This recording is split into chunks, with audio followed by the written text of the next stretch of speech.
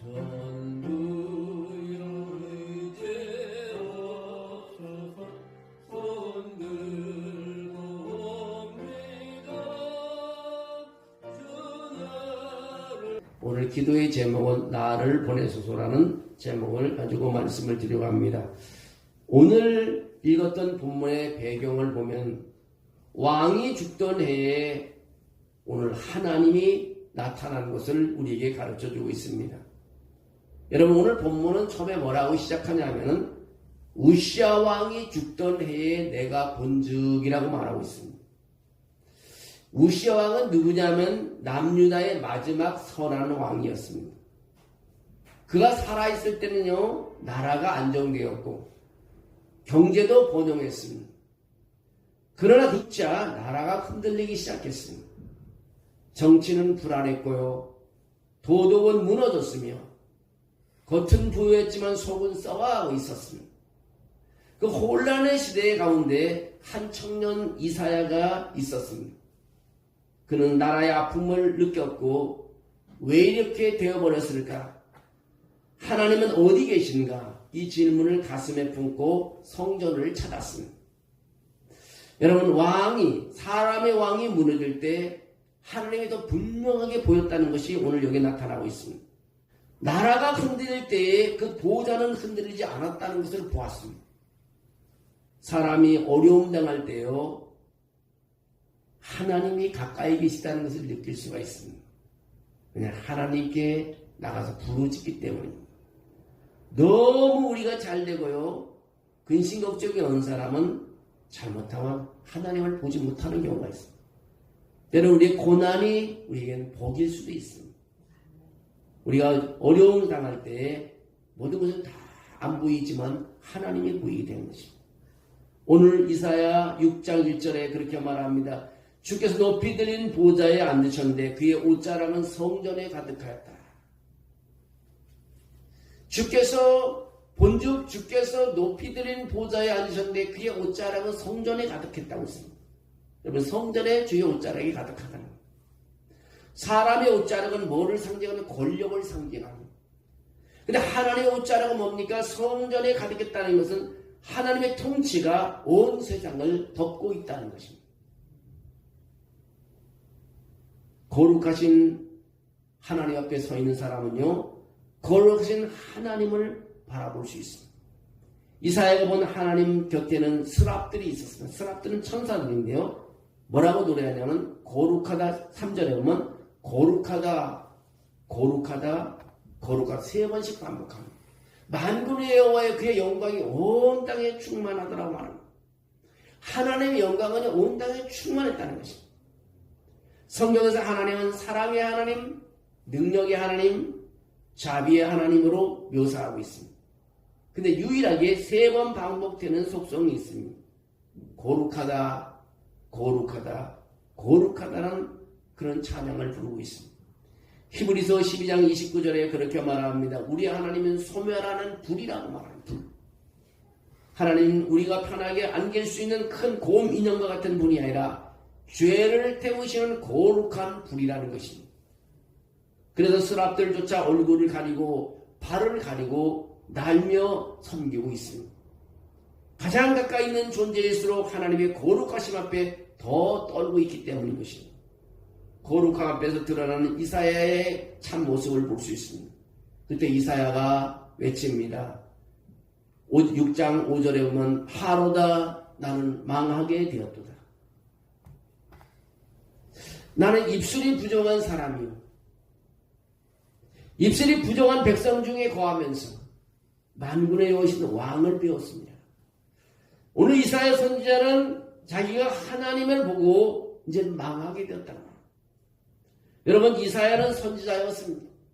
도덕적으로 신앙적으로 남보다 나은 사람이 있습니다. 그런데도 하나님을 제대로 보자 그는 다른 사람을 보지 않고 자기 자신을 보는 것입니다. 하나님은 바로 만나면 변명할 수가 없습니다. 우리가 하나님을 바로 보게 된다면 우리는 변명할 수, 남을 탓할 수가 없습니다. 자기 죄를 고백할 수밖에 없습니다. 그래서 이사야는 그렇게 고백합니다. 나는 입술이 부정한 사람이라. 왜 입술일까요? 입술은 마음의 출구이기 때문에 있습니다.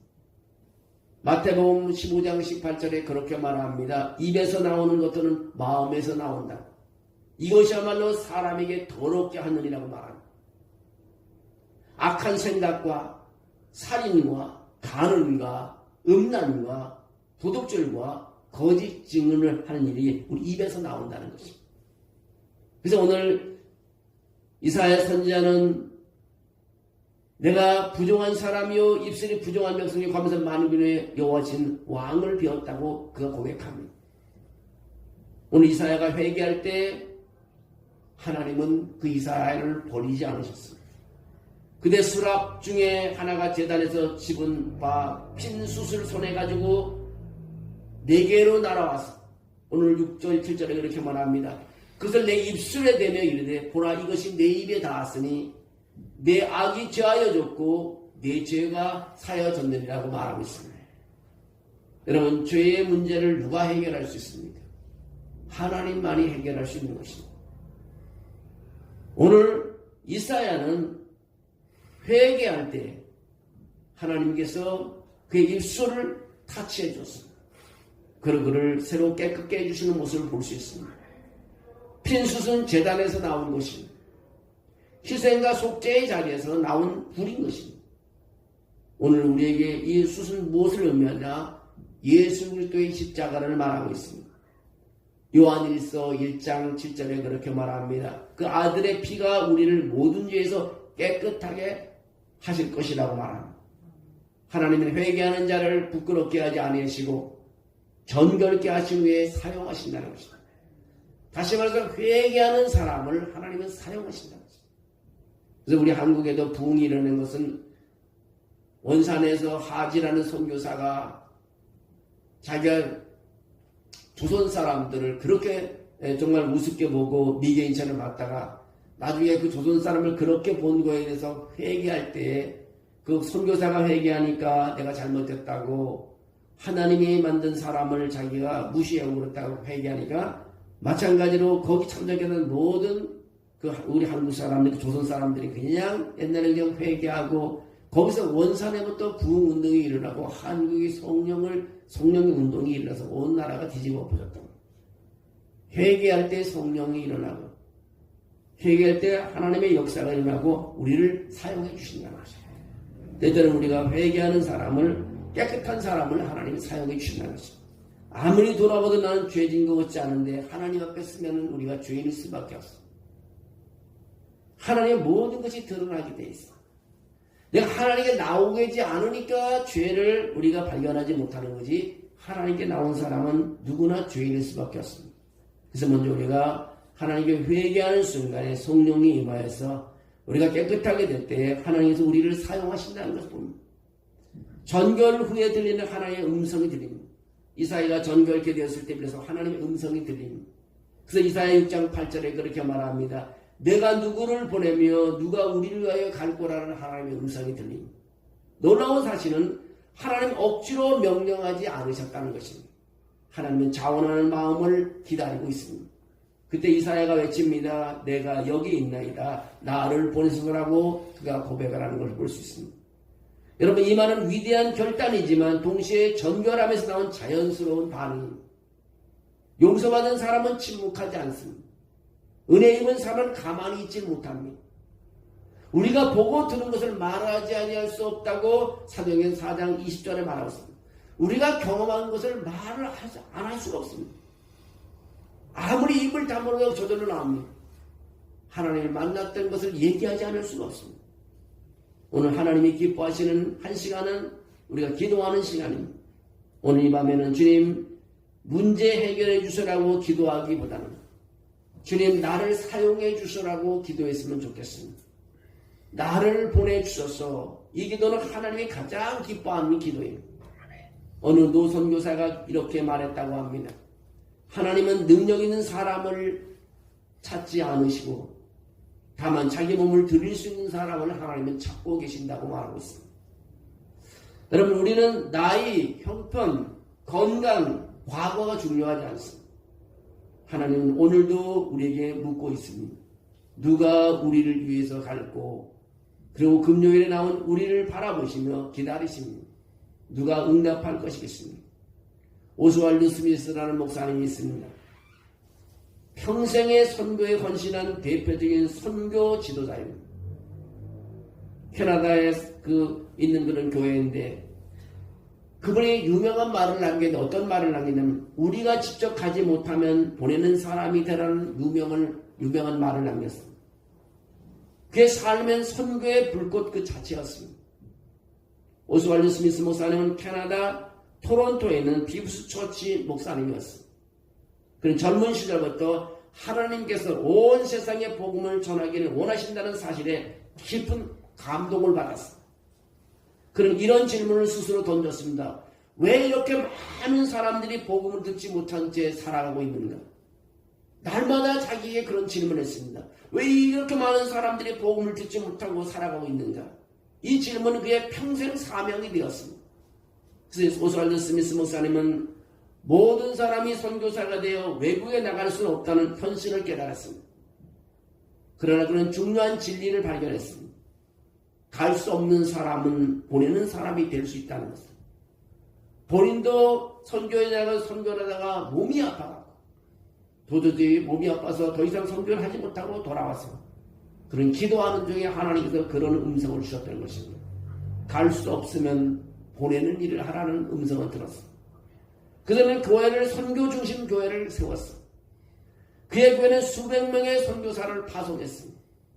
수천 명의 선교사를 재정적으로 후원했습니다. 교회 예산의 대부분을 선교를 위해서 써버렸습니다. 그는 말합니다. 우리는 큰 교회가 아니라 큰 선교를 하는 교회가 되어야 한다고 말했습니다. 그의 헌신으로 인해 전 세계 수많은 나라에 복음이 전파되었습니다. 많은 영혼이 예수님을 믿게 되었습니다.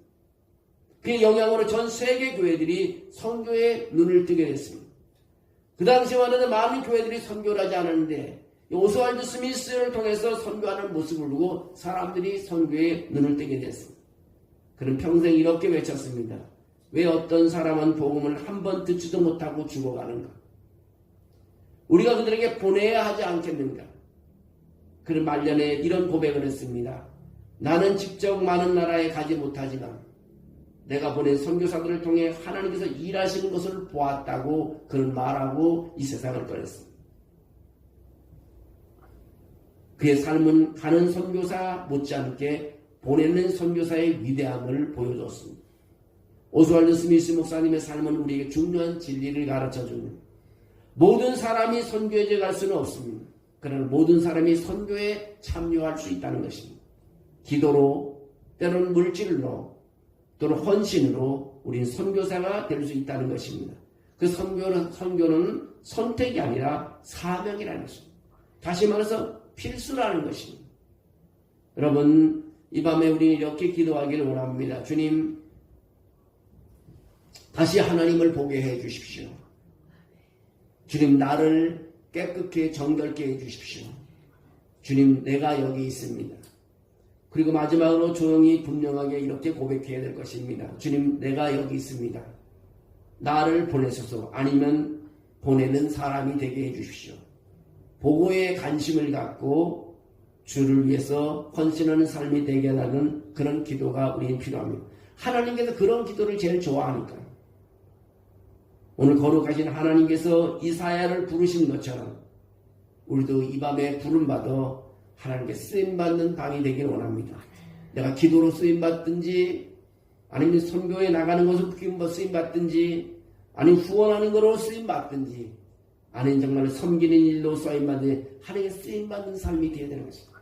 하나님은 그래서 많은 재능 있는 사람을 쓰는 게 아니라 하나님은 드릴 수 있는 사람, 몸을 드릴 수 있는 사람을 쓴다는 것입니다.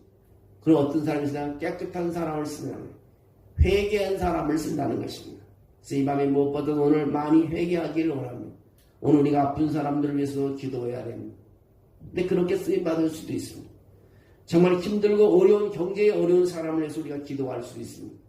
또 그런 기도를 위해서도 오늘 쓰임받기를 원합니다.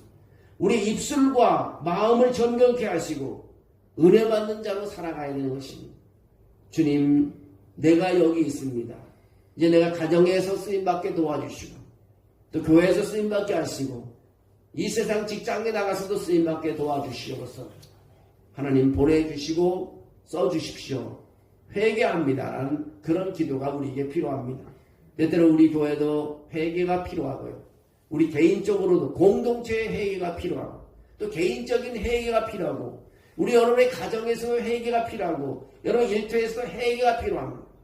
뒤돌아보면 하나님을 멀리 떠나가 있는 사람도 많습니다. 우리 다시 돌아올 수 있도록 회개해야 되는 것입니다. 회개가 가장 빠른 지름길입니다.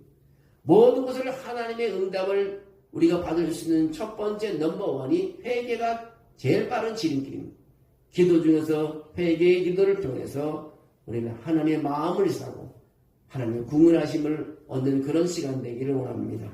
오늘 이 밤에 이사야가 하나님을 만나고 정말 모든 사람의 왕은 무너졌지만 그런 사람의 왕은 무너지고 모든 것이 절망 가운데 있지만 하나님을 만왕의 왕 하나님을 볼 수 있었다는 것입니다. 여러분 때로는 우리가 삶이 어려울 때가 많이 있습니다.